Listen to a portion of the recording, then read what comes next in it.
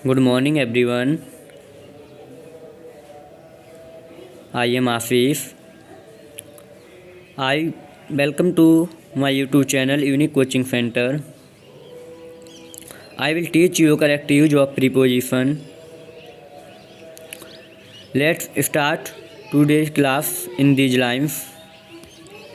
इस नदी की धार से ठंडी हवा आती तो है। इस नदी की धार से ठंडी हवा आती तो है। नाव जज्जर ही सही लहरों से टकराती तो है। एक चिंगारी कहीं से ढूंढ लाओ ए दोस्तों, इस दिए में तेल से भीगी हुई बाती तो है। तो इन्हीं लाइनों से आज की क्लास की शुरुआत करते हैं। आज हम इन और इनटू का प्रयोग देखेंगे, यूज ऑफ इन और इनटू। तो देखिए, please subscribe my channel, like करें, सब्सक्राइब। देखिए, इन और इनटू बहुत ही महत्वपूर्ण प्रीपोजिशन है। इनका प्रयोग हम कई अवस्थाओं में कई प्रकार से अलग अलग तरीके से करते हैं। तो मैं आज आपको इनका प्रयोग मोशन के अकॉर्डिंग बताऊंगा कि ये गति के अनुसार इनका प्रयोग किस तरह से किया जाता है और किसके साथ इनटू का और इनका प्रयोग किया जाता है। तो देखिए, हम पहले इनटू की बात करते हैं। इनटू का प्रयोग कहाँ पर किया जाता है। तो देखिए, इनटू का प्रयोग इनटू का प्रयोग हम गतिमान अवस्था के लिए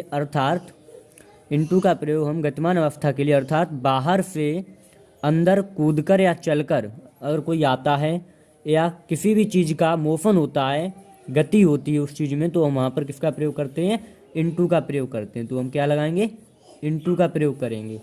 ठीक है, इसको हम एग्जाम्पल के द्वारा समझ ले रहे हैं। एग्जाम्पल यहाँ पर दिया है, the boy jumped into the river. तो लड़का नदी में कूदा।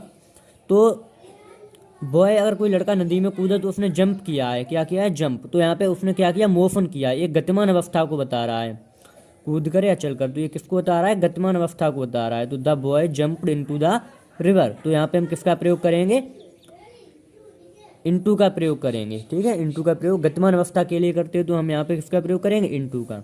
The boy jumped into the river. दूसरा एग्जाम्पल देखिए, इसमें दिया है सी केम इनटू द रूम। वह कमरे में आई। तो जब वह आई तो उसने क्या की, गति की होगी। अगर मान लीजिए वह कमरे में आई, तो जब कोई आएगा तो क्या करेगा, सबसे पहले गति, मोशन। ठीक है, तो यहाँ पे हम किसका प्रयोग करेंगे, इनटू का प्रयोग करेंगे। ओके, इसे एक एग्जाम्पल से समझते हैं। जैसे ये मान लीजिए ये आपका घर है, ये मान लीजिए आपका घर है और ये हैं आप, ये मान लीजिए आप हैं स्टूडेंट्स। ठीक, ये आपका घर है, ये आप हैं। तो यहाँ पे ये आपका बैग है। क्या है, ये आपका बैग, BAG, ये आपका बैग है। और आपने बैग टांग करके, ये आपका घर है, ये आप हैं, अपने आप बैग टांग करके आप जा रहे हैं अपनी कोचिंग। ठीक है, ये आप यहाँ से चले इस तरह से और ये आ गई आपकी कोचिंग। ये आपका कोचिंग सेंटर है, मान लीजिए कोई भी DFL कोचिंग सेंटर या कोई भी यूनिक कोचिंग सेंटर, यहाँ पे आप आए। ये इस कोचिंग का गेट है। ठीक है, ये मान लीजिए इस कोचिंग का गेट है। आप आए और इस गेट में प्रवेश किए। ठीक है, आप आए यहाँ पे गेट में प्रवेश किए। तो यहाँ पे आपने क्या क्या किया, तो मान लीजिए यहाँ पे मैं खड़ा हूँ। ठीक है, आपने मुझे देखा। देखिए, इसमें दो चीज़ें होंगी। इनटू का प्रयोग तब करेंगे यहाँ पे मान लीजिए मोशन यानी कि गति होगी। एक तो क्या होगा, गति। ठीक है, गति होगी यानी कि मोशन। एंड फेज चेंज, और आपकी अवस्था में परिवर्तन होगा। किस में परिवर्तन होगा, अवस्था में परिवर्तन होगा। अवस्था परिवर्तन, आपका फेस चेंज होगा यानी कि अवस्था में परिवर्तन होगा। और मोशन यानी कि गति होगी। तो हम वहाँ पे किसका प्रयोग करेंगे, तो अगर मोशन और फेस चेंज प्लस दोनों होते तो हम पे इनटू का प्रयोग करेंगे। किसका प्रयोग करेंगे, इनटू का। इसका एग्जाम्पल देख ले रहे हैं। देखिए यहाँ पे यूज ऑफ इनटू। तो देखिए, इनटू का प्रयोग मोशन इनसाइड एनीथिंग, किसी चीज़ के भीतर, यानी कि इनटू का प्रयोग किसी चीज़ के भीतर की ओर गति, किसी चीज़ के भीतर की ओर गति के भाव को अभिव्यक्त करने के लिए किया जाता है। यानी कि इनटू का प्रयोग मोशन इनसाइड एनीथिंग, यानी किसी भी प्रकार की गति होती है, किसी भी चीज़ को भीतर की ओर जो गति होती है उसके भाव को अभिव्यक्त करने के लिए इनटू का प्रयोग किया जाता है। तो देखिए, इसको एक एग्जाम्पल से समझते हैं। यहाँ पे दिया है the frog fail into the well. The frog fail into the well. Frog माने होता है मेंढक, फेल माने गिर पड़ा या गिर गया, इनटू द वेल किसमें, कुएं में। तो जब फ्रॉग मेंढक कुएं में गिरेगा तो ये क्या करेगा, एक गति करेगा, एक मोशन करेगा। ठीक है, यहाँ पे दिया है the frog fail into the river. तो हम इसका यहाँ पर किसका प्रयोग करेंगे, इनटू का प्रयोग करेंगे, प्रीपोजिशन इनटू का प्रयोग करेंगे। देखिए इनटू का दूसरा प्रयोग जो है वो बताता है, इनटू का दूसरी जगह प्रयोग इस तरह से करेंगे, रूप या अवस्था में परिवर्तन के साथ। उसका जो उसका रूप है या उसकी जो अवस्था है उसमें परिवर्तन होता है तो भी हम किसका प्रयोग करते हैं, इनटू का प्रयोग करते हैं। एग्जाम्पल से समझ लेते हैं, change this sentence into negative form. Change this sentence into negative form, तो इसको नेगेटिव फॉर्म में परिवर्तन करने के लिए इसके क्या होता है, इसके रूप में परिवर्तन होता है। तो यहाँ पे हम इनका प्रयोग नहीं करेंगे, इनटू का प्रयोग करेंगे। क्यों करेंगे, क्योंकि इसके रूप या अवस्था में परिवर्तन होता है तो हम किसका प्रयोग करते हैं, इनटू का प्रयोग करते हैं। जैसे यहाँ पे दूसरा एग्जाम्पल दिया है, translate the story into English.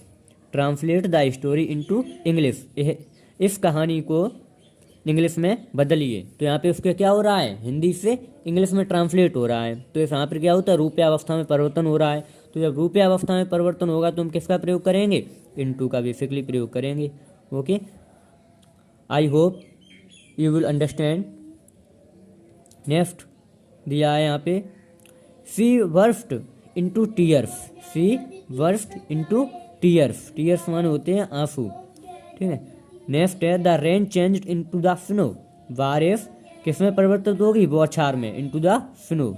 तो बारिश बौछार परिवर्तित होगी। तो यहाँ पे रूप में परिवर्तन होता है तो इसके लिए हम किसका प्रयोग करते हैं, इनटू का प्रयोग करते हैं। ओके, देखिए बिल गेट्स का एक थॉट्स है, बहुत ही अच्छा। बिल गेट्स ने कहा है, टेक्नोलॉजी सिर्फ एक उपकरण है, बच्चों को प्रेरित करने के लिए शिक्षक का सबसे महत्वपूर्ण योगदान है। टेक्नोलॉजी सिर्फ एक उपकरण है, बच्चों को प्रेरित करने के लिए शिक्षक सबसे महत्वपूर्ण है। ये किसने कहा है, बिल गेट्स ने कहा है। ये बिल गेट्स का बहुत ही अच्छा थॉट्स है कि टेक्नोलॉजी से हम क्या कर सकते हैं, एक उपकरण की तरह उसको इस्तेमाल कर सकते हैं। लेकिन अगर हमें किसी को बच्चों को प्रेरित करना है तो उसके लिए टीचर यानी कि शिक्षक सबसे महत्वपूर्ण है। सो इसीलिए आपको कभी भी पढ़ने का अवसर मिले तो सिर्फ पढ़ाई करना मन से। मैं आपके हमेशा सपोर्ट में रहूँगा। आपको जिस चीज़ की ज़रूरत होगी आप कमेंट में बताइए, मैं हर चीज़ का समाधान निकाल के दूंगा आपको। जीके से रिलेटेड कोई आपके क्वेरीज हो, कोई क्वेश्चंस हो, आप कमेंट में पूछ सकते हैं। तो उससे संबंधित मैं आपको सभी प्रकार के, या कॉन्स्टिट्यूशन संविधान से रिलेटेड आप कुछ पूछना चाहें पूछ सकते हैं। तो अब देखते हैं इनका प्रयोग कहाँ पे करते हैं। देखिए इनका प्रयोग हिंदी में मैं के अर्थ के लिए किया जाता है। स्थिर अवस्था के लिए अर्थात जब कोई वस्तु पहले से ही अंदर हो, यानी कि स्थिर अवस्था के लिए अर्थात जब कोई वस्तु पहले से ही अंदर हो तो हम किसका प्रयोग करते हैं, इनका प्रयोग करते हैं। एग्जाम्पल में, he is in the room, वह कमरे में है। तो यानी कि वह पहले से कमरे में है तो इसके लिए हम किसका प्रयोग करेंगे, इनका प्रयोग करेंगे। देखिए इन प्रीपोजिशन जो मैंने आपको जितने भी पढ़ाए हैं, इन और इनटू, अब आगे ऑन और अपॉन का भी पढ़ाऊँगा। तो इन सभी के मैं